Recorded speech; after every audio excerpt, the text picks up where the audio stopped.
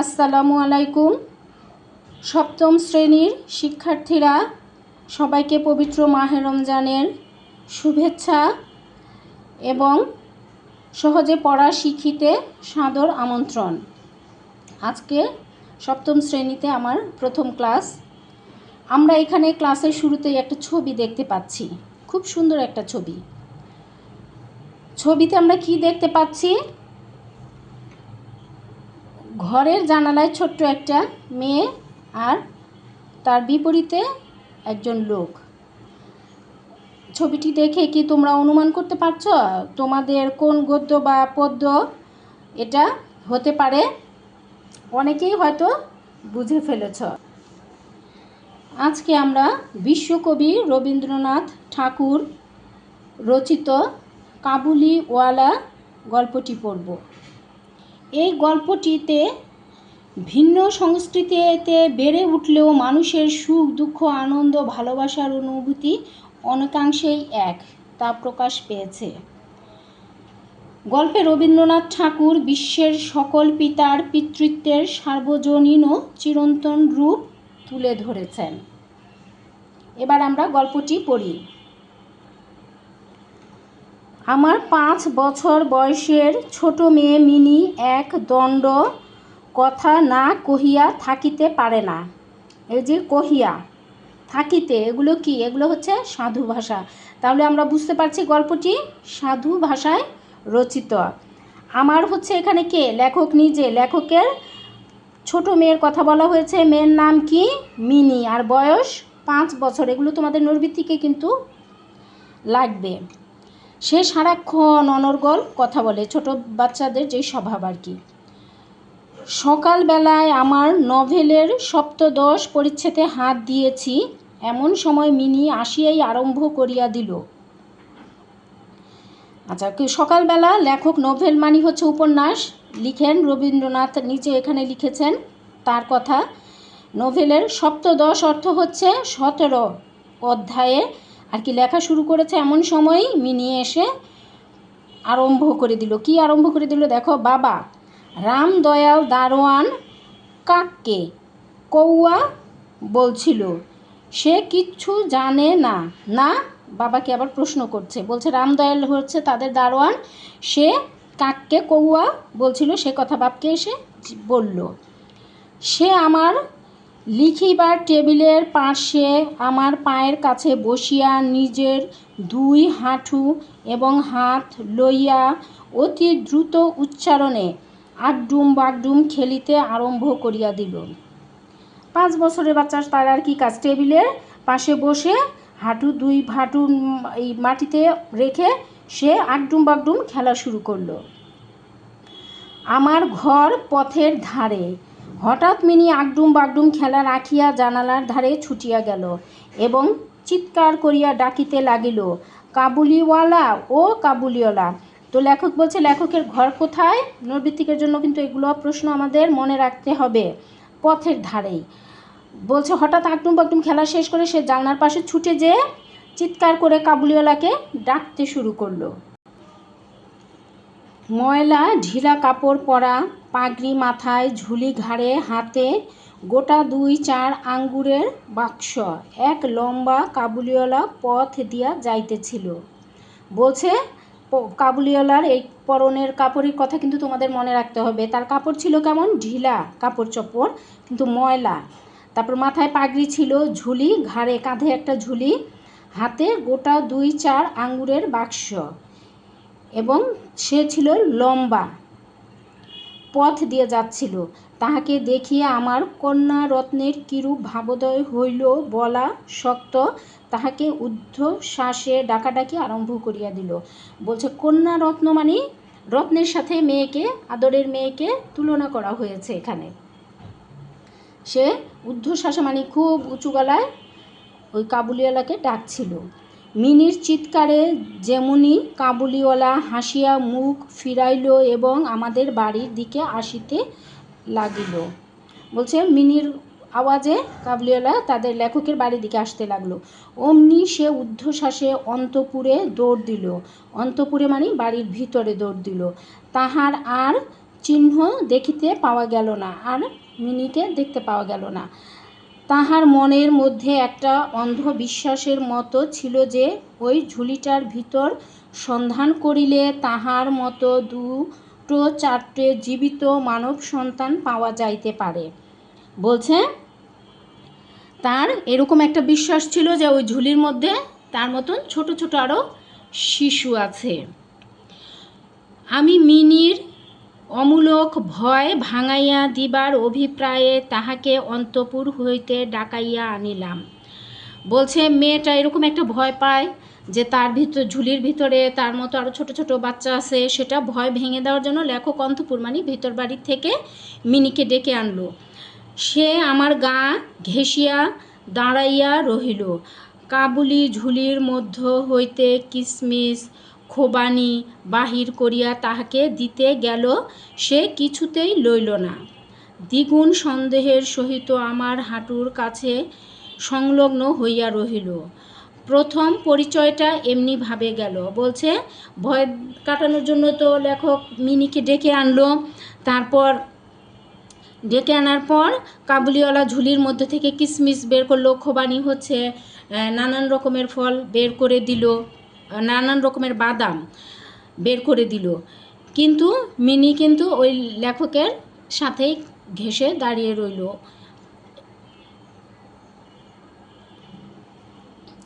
কিছুদিন পরে একদিন সকালবেলায় বাড়ি হইতে বাহির হইবার সময় দেখি আমার দুহিতাটি দ্বারের সমীপন্থ বেঞ্চির উপর বসিয়া অনর্গল কথা কহিয়া যাইতেছে, এবং কাবুলিওয়ালা তাহার পদতলে বসিয়া সহাস্য মুখে শুনিতেছে এবং মধ্যে মধ্যে প্রসঙ্গক্রমে নিজের মতামত ব্যক্ত করিতেছে। তো লেখক বলছে প্রথম দিন তো ওইভাবেই তার পরিচয় ছিল, কিন্তু হঠাৎ একদিন লেখক বাড়ি থেকে বের হয়ে যাচ্ছে, সকালবেলা যাওয়ার সময় দেখলেন যে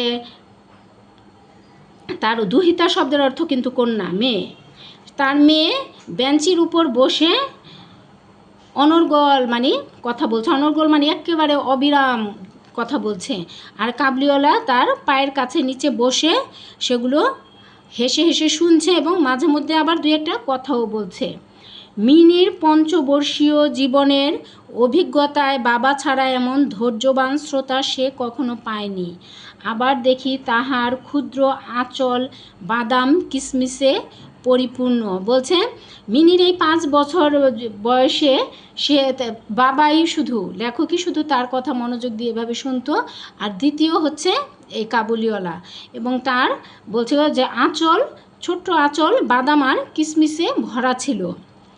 সংবাদ পাইলাম কাবুলিওয়ালার সহিত মিনির এই যে দ্বিতীয় সাক্ষাৎ তাহা নহে, ইতোমধ্যে সে প্রায় প্রত্যহ আসিয়া পেস্তা বাদাম ঘুষ দিয়া মিনির ক্ষুদ্র হৃদয়টুকু অনেকটা অধিকার করিয়া লইয়াছে।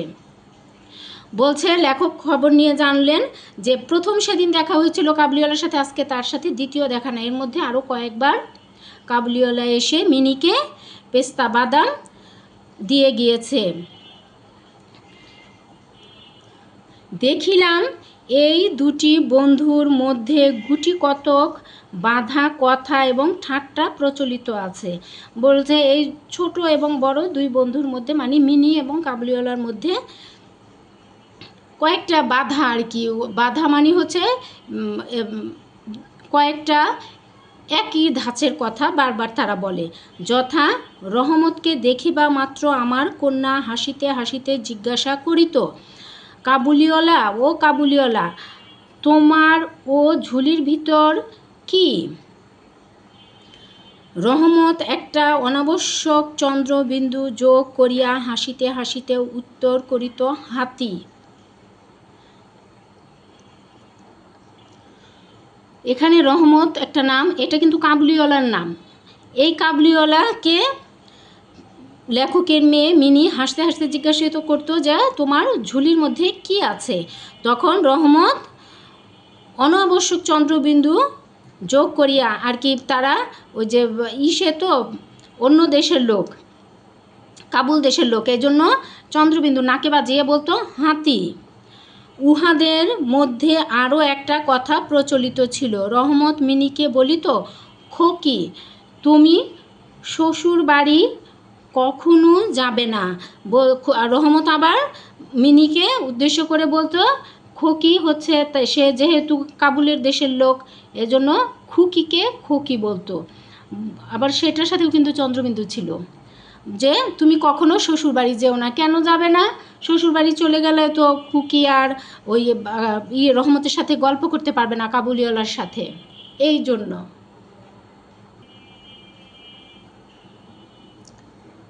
কথাটার একটা কোনো জবাব না দিয়া চুপ করিয়া থাকা নিতান্ত তাহার স্বভাব বিরুদ্ধ। সে উল্টিয়া জিজ্ঞাসা করিত, তুমি শ্বশুরবাড়ি যাবে? বলছে যে কথা বুঝুক আর না বুঝুক, তাকে ভিন্নভাবে কথার বলা তার স্বভাব মিনির, মানে সে চুপ করে থাকতে পারে না। তখন সে আবার কাবুলিওয়ালাকে প্রশ্ন করতো, তুমি কি শ্বশুরবাড়ি যাবে?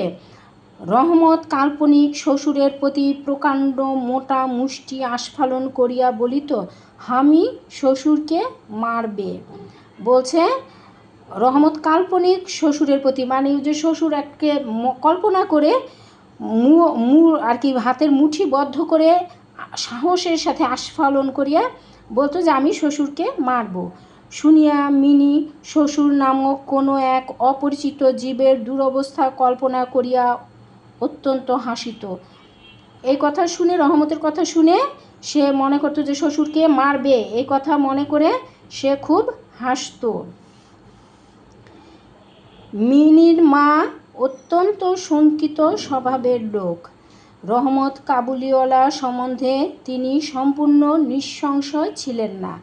নিঃসংশয় মানে সংশয়হীন, সন্দেহহীন ছিলেন না। তিনি একটু ভীতু স্বভাবের ছিলেন। তাহার প্রতি বিশেষ দৃষ্টি রাখিবার জন্য তিনি আমাকে বারবার অনুরোধ করিয়াছেন। বলছে মিনির প্রতি, তাহার হচ্ছে মিনির প্রতি বিশেষভাবে নজর রাখার জন্য লেখক, আমাকে মানে লেখককে বারবার বলছিলেন যে মেয়ে যে কাবুলিওয়ালার সাথে কথাবার্তা বলে খেয়াল রাখার জন্য। একদিন সকালে আমার ছোট ঘরে বসিয়া প্রুফশিট সংশোধন করিতেছি। ছোট ঘরে লেখক যে ঘরে বসে লিখতেন সেই ঘরে বসে প্রুফশিট হচ্ছে কোনো লেখা ছাপানোর আগে তার বানান, দাড়ি, কমা এগুলো সংশোধন করে দেখা আর কি, সেটাকে প্রুফশিট বলে। এমন সময় রাস্তায় ভারী একটা গোল শোনা গেল। এমন সময় সকালবেলায় আর কি একটা বাড়ি বাইরে রাস্তায় একটা গণ্ডগোলের আওয়াজ শোনা গেল। চাহিয়া দেখি আমাদের রহমতকে দুই পাহারাওয়ালা বাঁধিয়া লইয়া আসিতেছে। লেখক চেয়ে দেখলেন যে আমাদের রহমত হচ্ছে কাবুলিওয়ালাকে দুইজন পাহারাদার বেঁধে নিয়ে আসছে। তাহার পশ্চাতে কৌতূহলী ছেলের দল চলিয়াছে। তার পশ্চাতে অর্থ পিছনে, তার পিছনে অনেক ছেলেরা দল বেঁধে আসছে। আমি দ্বারের বাহিরে গিয়া পাহারাওয়ালাকে দাঁড় করাইলাম, জিজ্ঞাসা করিলাম ব্যাপারটা কি। লেখক দ্বারের হচ্ছে দরজার বাইরে গিয়ে ওই পাহারাদারদের থামালেন এবং জিজ্ঞেস করলেন যে কি হয়েছে। কিয়ৎক্ষণ রহমতের কাছে শুনিয়া জানিলাম যে আমাদের প্রতিবেশী একজন লোক রামপুরি চাদরের জন্য রহমতের কাছে কিঞ্চিত ধারিত। রামপুরি আর কি, ওই যে রহমত তো কাবুলিওয়ালা তো নানান ফল বাদাম বিক্রি করতো, সেই সাথে রামপুরি চাদরও সে এনে দিয়েছিল তাদের এক প্রতিবেশীকে। সেই চাদরের জন্য কিঞ্চিত মানে কিছু, অল্প কিছু, ধারিত মানে ঋণগ্রস্ত, টাকা পাবে আর কি। মিথ্যাপূর্বক সেই দেনা সে অস্বীকার করে এবং তাহাই লইয়া বৎসা করিতে করিতে রহমত তাহাকে এক ছুরি বসাইয়া দিয়াছে। ওই প্রতিবেশী, লেখকের ওই প্রতিবেশী যে কিছু টাকা ধার ছিল রহমতের কাছে, কিছু টাকা পাবে, রামপুরি চাদর নিয়েছিল, কিন্তু পরে সে সেই টাকা অস্বীকার করে না, যে টাকা পায় না। তখন রহমত কি করেছিল, একটা ছুরি বের করে তাকে আঘাত করতে যাচ্ছিল যে কেন সে মিথ্যা বলছে। রহমত সেই মিথ্যাবাদীর উদ্দেশ্যে নানারূপ অশ্রাব্য গালি দিতেছে। এমন সময় কাবুলিওয়ালা করিয়া ডাকিতে ডাকিতে মিনি ঘর হইতে বাহির হইয়া আসিল। রহমত সেই যে যার কাছে সে টাকা পেত, লেখকের প্রতিবেশী, তার উদ্দেশ্যে তাকে আর কি উদ্দেশ্য করে অশ্রাব্য মানে যেগুলো শোনার যোগ্য না সেরকম গালিগালাজ করছিল। এমন সময় ওই মিনি কাবুলিওয়ালা বলতে বলতে ঘর থেকে বের হয়ে আসলো। রহমতের মুখ মুহূর্তের মধ্যে কৌতুক হাস্যে প্রফুল্ল হইয়া উঠিল। বলছে মিনির ডাক শুনে সে মুহূর্তের মধ্যে একেবারে হাস্য উজ্জ্বল হাসি হয়ে গেল। মিনি একেবারেই তাহাকে জিজ্ঞাসা করিল, তুমি শ্বশুর বাড়ি যাবে? রহমত হাসিয়া কহিল, সেখানেই যাচ্ছে। বলছে রহমত তখন যে মিনি এসে কি তাকে যখন বেঁধে রেখেছে এই জন্য বললো, তুমি কি শ্বশুর বাড়ি যাবে? রহমত তখন হেসে বলল যে হ্যাঁ, এখানে আঞ্চলিক ভাষা, এটা সেখানেই যাচ্ছে, কাবুলি দেশের আঞ্চলিক ভাষা। বলছে হ্যাঁ, সেখানেই যাচ্ছি আর কি।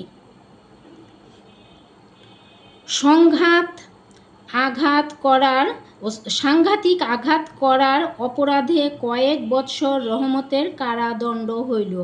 ওই যে ছুরি দিয়ে আঘাত করেছিল পাওনাদারকে, এই জন্য তার কয়েক বছর কারাদণ্ড হচ্ছে জেলবাস হয়েছিল।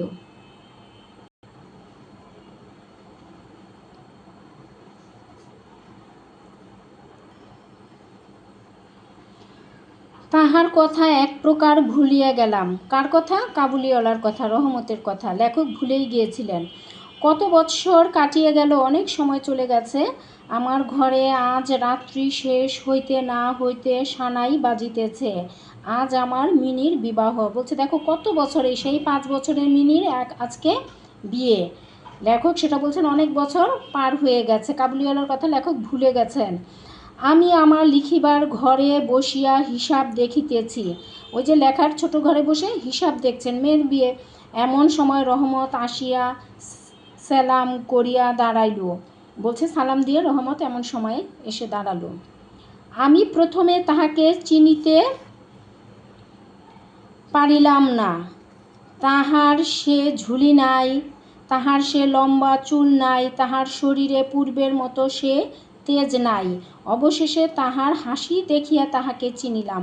লেখক বলছে যে কাবুলিওয়ালাকে সে প্রথমে চিনে নাই, কারণ তার সেই কাঁধে নাই, ঝুলিটা নাই, একটা ব্যাগ ছিল ঝুলানো সেটা নাই, লম্বা চুল নাই, শরীর সেই পূর্বের মতো শক্তিশালী না, কিন্তু তার হাসি দেখে লেখক পরে চিনতে পারলেন। কহিলাম, কি রে রহমত, কবে আসিলি?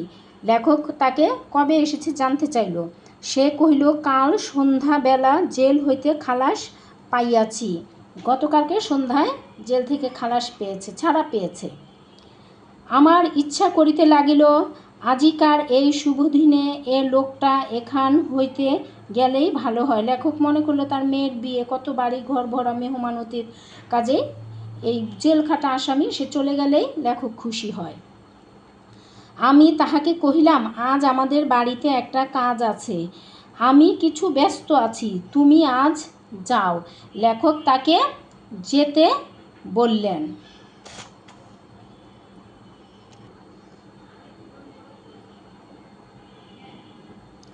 কথাটা শুনিয়া সে তৎক্ষণাৎ চলিয়া যাইতে উদ্যত হইল। অবশেষে দরজার কাছে গিয়া একটু ইতস্তত করিয়া কহিল, খোকিকে একবার দেখিতে পাইব না? সে কথা শুনেই লেখক যখন বললেন কাজ, তখন সে কিন্তু যেতে চাইল, কিন্তু দরজার কাছে যে আবার বলল যে খোকিকে একবার দেখিতে পাইব না, আর কি খুকিকে একবার দেখতে চাইল। আমি কহিলাম, আজ বাড়িতে কাজ আছে, আজ আর কাহারও সহিত দেখা হইতে পারিবে না। লেখক আবার তাকে চলে যেতে বলল। সে যেন কিছু ক্ষুণ্ণ হইল, স্তব্ধভাবে দাঁড়াইয়া একবার স্থির দৃষ্টিতে আমার মুখের দিকে চাহিল। তারপরে বাবু সালাম বলিয়া দ্বারের বাহির হইয়া গেল।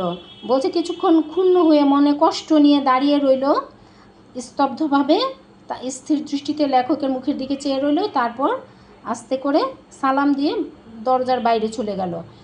আমার মনে কেমন একটু ব্যথা বোধ হইল, মনে করিতেছি তাহাকে ফিরিয়া ডাকিব, এমন সময়ে দেখি সে আপনি ফিরিয়া আসিতেছে। বলছে লেখকের মনে একটু কষ্ট হলো, সে তখন ভাবলো যে তাকে একটু ডেকে আনা দরকার, কিন্তু সে ডেকে আনার আগে দেখলো লেখক যে ওই কাবুলিওয়ালা আবার ফিরে আসছে। কাছে আসিয়া কহিল, এই আঙ্গুর এবং কিঞ্চিৎ কিশমিশ বাদাম খোকির জন্য আনিয়াছিলাম, তাহাকে দিবেন। কাবুলিওয়ালা কাছে এসে লেখকের হাতে কিছু আঙ্গুর এবং কিছু কিশমিশ বাদাম দিয়ে বলল যে খুকির জন্য এনেছিল, সেটা খুকিকে দিতে বলল। আমি সেগুলি লইয়া দাম দিতে উদ্যত হইলে সে হঠাৎ আমার হাত চাপিয়া ধরিল এবং কহিল, আপনার বহুত দয়া, আমার চিরকাল স্মরণ থাকিবে, আমাকে পয়সা দিবেন না। বলছে যে লেখক ওই সময় বাদাম কিশমিশের দাম দিতে চাইলে কাবুলিওয়ালা তার হাতটা চেপে ধরে বলল যে আপনি খুব ভালো লোক, আপনার কথা আমার অনেক মনে থাকবে, কিন্তু পয়সা দিয়েন না। বাবু, তোমার যেমন একটি লড়কি আছে তেমনি, বলছে যে লেখককে বললেন যে আপনার যেমন একটি লড়কি অর্থ হচ্ছে মেয়ে আছে, তেমনি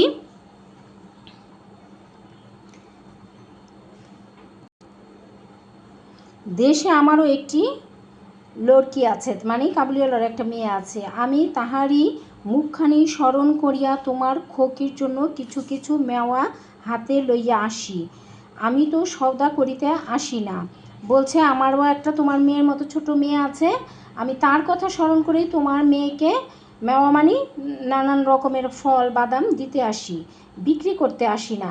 এই বলিয়া সে আপনার মস্ত ঢিলা জামাটার ভিতর হাত চালাইয়া দিয়া বুকের কাছে কোথা হইতে এক টুকরা ময়লা কাগজ বাহির করিল, বহু সযত্নে ভাঁজ খুলিয়া দুই হস্তে আমার টেবিলের উপর মেলিয়া ধরিল।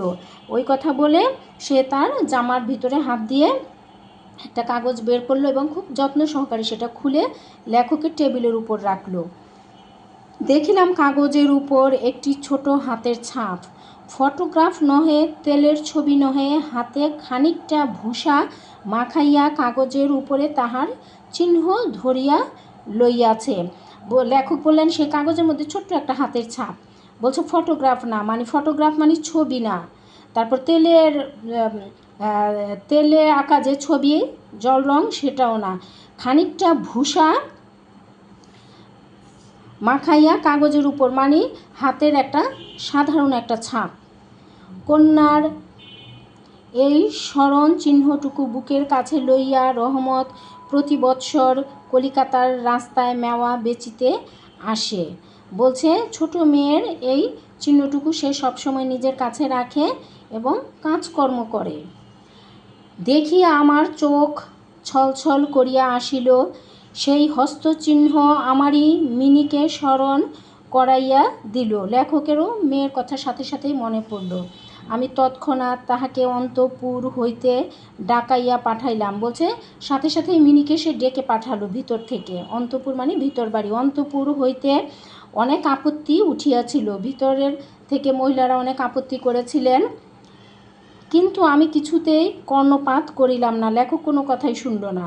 রাঙা চেলি পরা, কপালে চন্দন আঁকা বধূ বেশিনী মিনি সলজ্জভাবে আমার কাছে আসিয়া দাঁড়াইল। বলছে সে সুন্দর করে বউ সেজেছে না, সেই বউ সাজা অবস্থায় বাবার ডাকে বাবার কাছে এসে দাঁড়ালো। তাহাকে দেখিয়া কাবুলিওয়ালা প্রথমটা থতমত খাইয়া গেল, তাহাদের পুরাতন আলাপ জমাইতে পারিল না।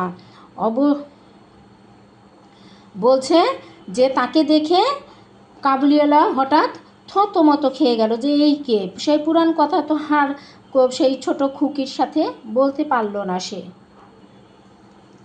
অবশেষে হাসিয়া কহিল, খোকি তুমি শ্বশুরবাড়ি যাবেশ? মানে শেষে কাবুলিওয়ালা হেসে বলল যে তুমি কি শ্বশুরবাড়ি যাচ্ছ? কাবুলিওয়ালার সহিত মিনির সেই দিন প্রথম সাক্ষাৎ। যেদিন প্রথম সাক্ষাৎ হইয়াছিল আমার সেই দিনের কথা মনে পড়িল, মনটা কেমন ব্যথিত হইয়া উঠিল। এটা লেখকের নিজের কথা বলছেন যে কাবুলিওয়ালার সাথে যেদিন প্রথম মিনি দেখা হয়েছিল সেদিনের কথা মনে করে লেখক কষ্ট পাচ্ছেন। মিনি চলিয়া গেলে একটা গভীর দীর্ঘশ্বাস ফেলিয়া রহমত মাটিতে বসিয়া পড়িল।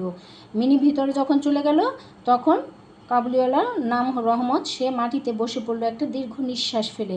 সে হঠাৎ স্পষ্ট বুঝিতে পারিল তাহার মেয়েটিও ইতোমধ্যে এইরূপ বড় হইয়াছে। কাবুলিওয়ালা এতদিন মনে করতো সেই ছোট হাতের ছাপ মতোই তার মেয়ে এখনও আছে, কিন্তু মিনিকে দেখে সে বুঝতে পারল যে তার মেয়েও তো এত বড় হয়েছে। আমি একখানি নোট লইয়া তাহাকে দিলাম, বলিলাম, রহমত, তুমি দেশে তোমার মেয়ের কাছে ফিরিয়া যাও। লেখক একটা নোট মানি বড় টাকায় হাতে রহমতের হাতে দিয়ে বলল যে তুমি তোমার মেয়ের কাছে দেশের বাড়ি যাও। তোমাদের মিলন সুখে আমার মিনির কল্যাণ হোক। তোমাদের মিলন কার মিলন? এখানে বাবা মায়ের সাথে যে ছোট মেয়ের সাথে বাবার যে ছোট মেয়ের যে বড় হয়ে যাওয়ার পর যে দেখা হবে সেই মিলনের কথা এখানে মিলন সুখ বলা হয়েছে। দেখা হলে সে তাতে মিনির কল্যাণ হবে, এই কথা বলে রহমতকে লেখক বিদায় দিলেন। শেষ হলো আমাদের আজকের গল্প। আশা করি সবাই ভালো বুঝতে পেরেছ। সবাইকে ধন্যবাদ জানিয়ে আমি আমার ক্লাস শেষ করব। সবাই সহজে পড়া শিখিকে সাবস্ক্রাইব করো, বন্ধুদের মাঝে শেয়ার করো, লাইক দিও। ধন্যবাদ সবাইকে। আসসালামু আলাইকুম।